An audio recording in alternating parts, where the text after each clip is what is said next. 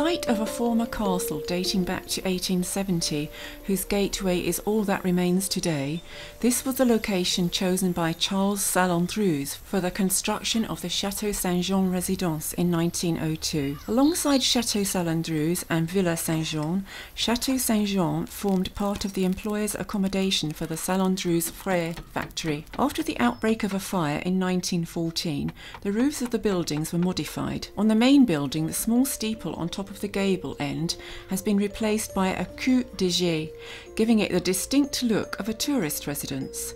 The eclectic style of the building features Art Nouveau influences.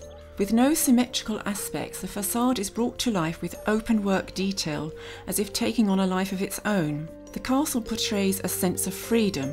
The roofs are tiered in a variety of forms. Each window is unique. The dormers feature a variety of designs.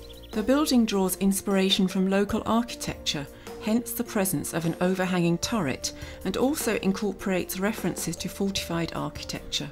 Today, Château Saint Jean operates as a rest home and as such has a new wing and dining room.